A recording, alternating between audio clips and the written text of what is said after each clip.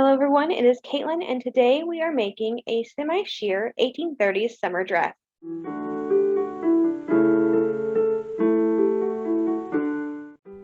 And here's our fabric to start. It is a semi-sheer cotton dress. It's not particularly sheer, it's darker, but it's very light and it looks really nice. So I'm excited to have a nice 1830s summer dress. If the fabric looks familiar, it's because we did an 1840s wrapper with this exact same fabric. And this is just what I had left over. I don't know if the seller just sent me too much fabric. I have no idea. But I had so much fabric left over, I figured, let's make an 1830s dress with it.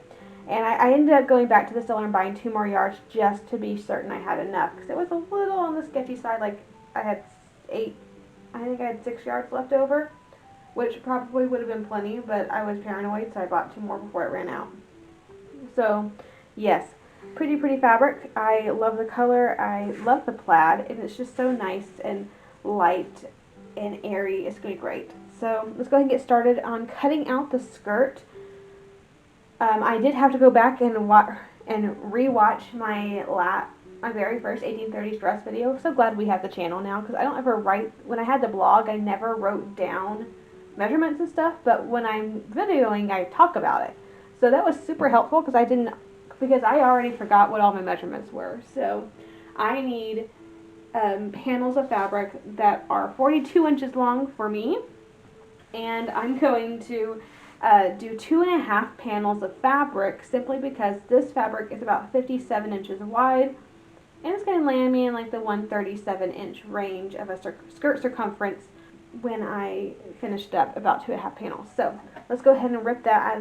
This edge is already ripped, and it looks like it rips very straight of grain. I think I did that for the 1840s. So let me go ahead and find 42 inches. So there's rip number 1. And what I need to watch out for is, because I'm sewing this plaid together, I want to make sure that the stopping and ending points match. So I'm going to look for that same area. So to match this, it looks like I need to cut this right in the middle of this plaid right here. So I need this rip about 42 inches long. So let's go ahead and start on this side, and I'll match the 2 rips. Except for the fact I need to make sure that I cut this to this point so that the plaids match. Okay, now that was the easy part. Unfortunately, that means that we now have the hard part. I'm going to go right ahead and iron this part of the fabric first because we're going to be cutting out the bodice pieces and I need this pretty flat when I do so. Alright, so I spent most of the afternoon drafting a pattern, so let's see if I got this right. I was looking at an original. It's a little bit later than the mid-1830s that I usually do, but you see this yoked bodice, this gathery bit on the bottom, even into the 1820s, so it's an appropriate shape. I'm just using this original as for the yoked part. So the yoke is going to kind of come out as a V, and it has kind of this heart-shaped part where the yoke, or not the yoke, but the gathery bit kind of attaches. So this is the back. We're doing 1 piece back because it's easy. And then just do the yoke, and then I need to cut out, this is the rest of the bodice piece, kind of spread out to be about 2 times its normal width. So I should need to cut that out as well. And then I think I'm going to line the whole thing with my regular bodice pattern. And so I'll just gather it to fit, or gather the blue part to fit the regular bodice piece. I think that's the easiest thing to do. And if I remember correctly, it's what I did with my 1850s yoked dress.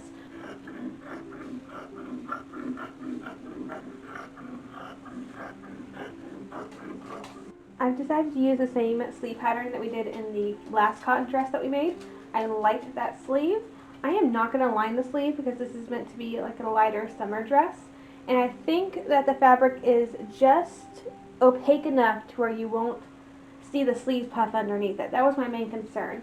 After looking at a lot of original dresses and a lot of original portraits that all show sheer dresses, I'm convinced that under the super sheer ones, they wore petticoat bodies, which is like a bodice, but it's a petticoat. So that's what I'm convinced, but I do not have the time to make 2 dresses. And I really do think this is opaque enough to actually get away with it. Also, I need to recut the front because I realized I did not cut that on the bias. Even though I'm planning it out, I said, oh, I need to cut this on the bias because that's what they did in the 30s. Actually cutting it out, didn't think about it.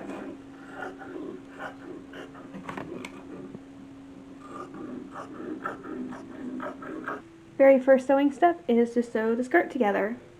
This is going to be the center front placket, so I am leaving a space open so I can actually, open the skirt. Because this is going to be a front opening gown. Now I did make a slight mistake when cutting, and I say slight. It would have been a really big mistake had I not had extra fabric. So this mistake was that I used my skirt panels that I cut to cut the sleeves out because I misplaced them. I thought my scrap pile, what I thought was the scrap fabric pile was actually the skirt fabric pile. So I did have to recut the whole skirt, but I had enough fabric, so it was fine. It's just I need to actually have designated spaces where this is where the skirts are going to go whenever I'm done cutting, so that doesn't happen again. Finishing the last of this facing. So if you have never seen me put on a facing before, I did do a whole how to put on a facing video, and I will link that above. I'm just finishing this last little bit. This is going to be a really nice facing. It's going to blend in with my petticoat so you won't see it. And it's also going to weigh down my skirt fabric because this whole fabric weighs like nothing. And in other news, I just bought 2 more dress lengths of fabric, even though I have like 20 in there that I haven't made up yet. So I'm looking forward to those coming in. Facing is done. I went ahead and balanced the skirt so it's all nice and turned under at the top, wherever my top went to. There it is. And so, yeah, we have a nice clean edge to start engaging. We're going to engage this skirt. All the dresses I looked at from the 1830s that had that gathered waist with the yoked bodice were gauged. So we're going to gauge it. And I think that's going to be my next step. I'm going to gauge and make some piping because we need a lot of piping for this dress. We're going to start sewing the bodice together. So I did one of these already. So this is one of the top parts, I guess, and I put piping on the bottom. And here is the long piece we're going to gather into it. So it fits like this because there's the armhole going across there. So I know it needs to go this way. I need to go find my pins. I remember from before, this is about how I want it, maybe a little less. And I've seen original gowns that do all their seams with a running stitch. I personally prefer my bodice to be done by a back stitch because I find it more secure. So that's what I have been doing. And I've been using this excess thread from gathering as the actual sewing thread, basically because I don't like to waste thread. And I've been, oops, pulled it a little too much. I'm going this way with a running stitch very quickly so I can start at the very edge. And then because I stitched the piping on already, I have a nice little seam to use as my guide to know exactly where that piping is. So we're going to start our back stitch.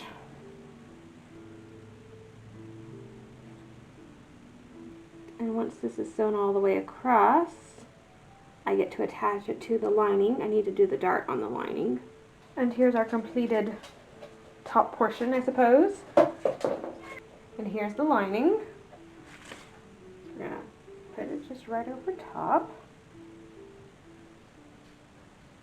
I did come across this earlier, like my fabric here is shorter than this fabric, and I'm not entirely sure why, because I cut them from the same pattern. But if it's a little short, it's a little short, so. But at least it's consistently short. Like, it's not like one piece was short and the other wasn't. And because this is going to get sewn onto the waistband, I'm just going to do a running stitch right across just to kind of secure these gathers. Which means next I have to make some more piping to work on this waistband. think I'm going to do piping on the top and on the bottom. Alright, so I am going to now sew up the side, or the center fronts of the bodice, put the piping on. I put the first, layer of piping, I sewed the piping on, I just turned it over, flipped into the edges so it's nice and not raw finished, I suppose.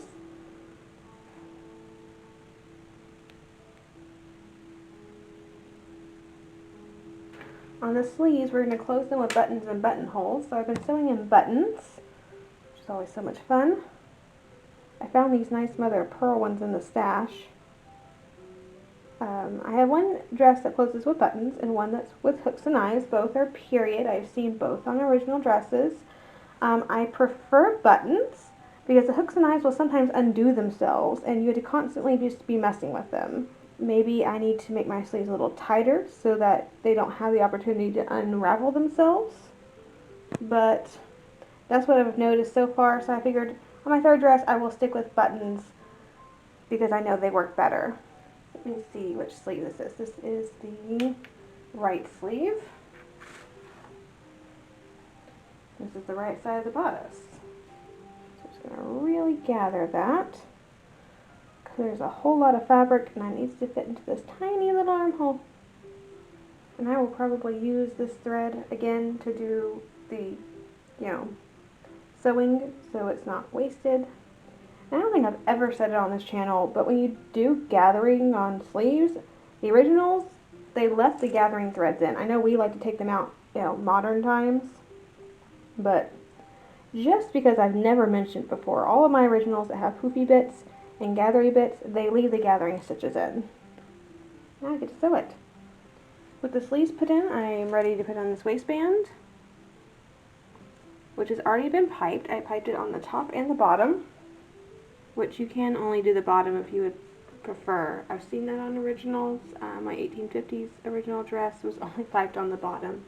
I just kind of like the look of both edges being piped, so that is what I chose to do. But after putting on the waistband, all we have to do is, well, I still have to do buttonholes, but other than that, all we have to do is put on the skirt, which is of course already gauged. All we have to do is, pull the gathering threads and attach it to this end of the waistband. And then we get to sew in the sleeve supports. We're using ones made of down this time. Oh, we also need to do hooks and eyes on this bodice. Keep forgetting about closures. We're at the point where we get to gauge the skirt. So I went right ahead and pinned the skirt into quarters. That way it's attached to the bodice, sort of. And we're going to just pull on the gathering threads and have a gauged skirt.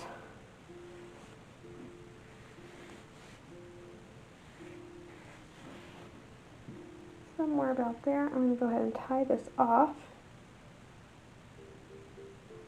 and have really long strings that I get to use now as sewing thread.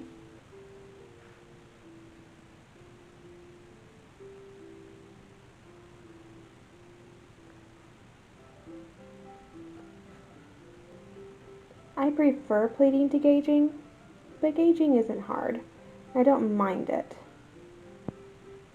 It just takes longer than pleating for me. Skirt's not quite gauged all the way, but I thought we can go ahead and put in a sleeve support. So I got these lovely little pillowy bits. They're filled with down, which is very soft and pillowy. So we're gonna put it in this hole here. I gotta decide exactly how I want this. So I want this to be underneath my arm. So this needs to be on the very bottom, which is basically this seam. Okay, let me get it in there. We'll figure that part out in just a second. I do wish I had put a tie at the very top. I mean, they hold very well. I just would prefer it. So maybe next time we'll consider that. That looks like it's sitting in a good area. Like not too super close to the shoulder seam, but still and not, too far down to the elbow either. I think that's a good area. One more sleeve support to go, finish gauging, and we're done. Alright, dress is done. Let's go ahead and get dressed. So I have everything on. I decided to do everything exactly how I'm going to do it at this event. It's the first 1830s event I'll be going to. It is 6 days from now, and yes, I try to do everything exactly the way I want it to be. Hair, exactly the amount of petticoats, exact underpinnings. I want to see exactly how it's going to look because I don't know yet because this is new to me. I have lots of 1830s things. I've never done them all at the same time, so this should be interesting. So here's our beautiful gown. Good thing I put on my cap over my hair. Ah. Took a little bit longer than I was expecting it to get those sleeve supports in my arm. Okay. But they fit, so that's helpful. Moving the skirt around. Wait, there it is.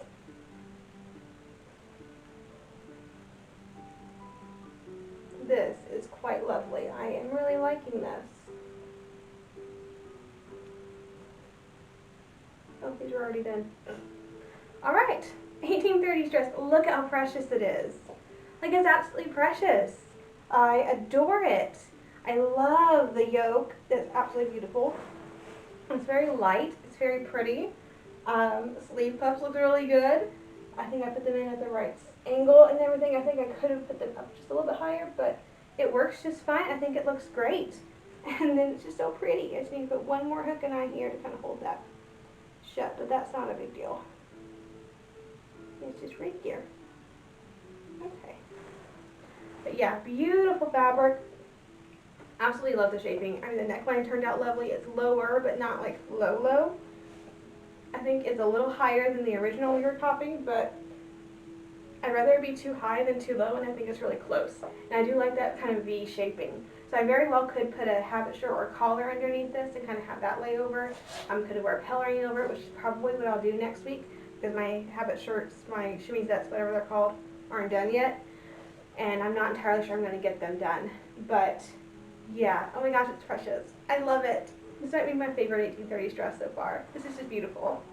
I don't like things like really close to my throat, so like the 1850s and 60s stuff does bother me quite a bit, particularly when you put brooches there. I tend to make mine a little bit wider, just because I cannot stand anything near my throat. So this is perfect. I love this. But let's show you the back. So yeah, it is adorable, absolutely adorable. So I'm going to show you what it looks like with the bonnet. I think when we made the bonnet, I showed you all this fabric and said I want to wear this bonnet with this dress. So let me get that. Already put the veil on her. Put the beautiful straw bonnet. If you haven't seen that video, I'll link that above. We did make this from scratch. And your hair nicely makes it stay, which is helpful. It's not going anywhere, let's just put it that way. Okay. And veil. So normally, like in the fashion plates from the 1820s and such, they just put it over to one side like that. In the 1850s and 60s, let's see, it kind of just goes back like that, and you have it on both sides, which I rather like.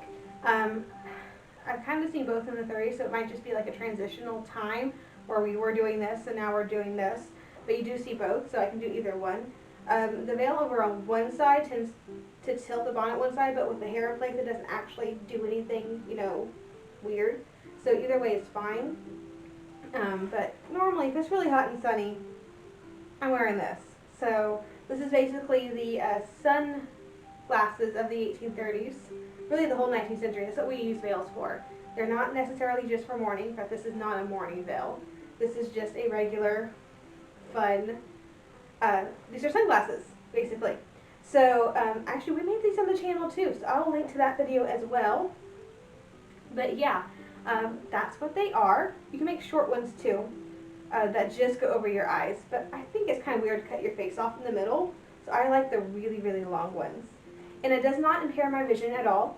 I mean, my vision's well enough impaired because I don't have my glasses on, but it's not anywhere, it's like wearing sunglasses. You can still see everything just fine. It's just a little darker. So, protect your eyes. I'll move this over to the side. There we go. In the fashion plates, you always see them doing this. holding it off with your hand very gracefully, actually more gracefully than that. It's more like this, which is very strange, but yeah, if I had it, I wouldn't hold it over to the side like this. I'd put it in the back. Get it out of the way. So yeah, I am very pleased with the dress. I think it looks really good. I'm very happy with it. I cannot wait for Saturday because I get to wear it. And hopefully it will be raining because forecast says rain Wednesday, Thursday, Friday. Possibility on Saturday, which means I won't be wearing this bonnet. I wouldn't be wearing any of my bonnets because all I have is straw and silk. Uh-oh.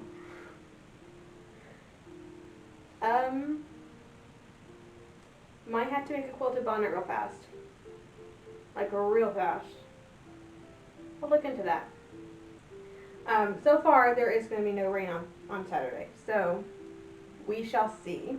If I stay under the fly the entire time and don't move out, we'll be good. I'm not concerned about the dress at all because it's cotton. I can wash it. It's not even to the floor because it's an 1830s dress. So, I'm not concerned about the dress at all. I'm more concerned about my headwear. It'll be fine. We'll figure it out. But yes, so very happy with the gown itself. Oh yeah, and I forgot to show y'all, we have pockets. Pockets! And they fit perfectly, they're on either side. I don't know where I'm still holding the bonnet. I haven't quite figured out where things are yet, because again, this is like the first time I've done this. There we go. Yeah, pockets on either side, so I can carry all sorts of things, which is going to be good because I'm not spending the night at this event. I'm going to for a day trip, and I don't feel like leaving a lot of things in my car just because of safety reasons. So I made really nice deep pockets in my petticoat. So we're going to have like a modern like necessities, like my keys, phone, pockets I don't look into, and I have my other pocket just for everything that I actually will need for the event. But yes, so thank you so much for joining me today as we made another 1830s dress. Have a great week, and I will see you back here on Monday.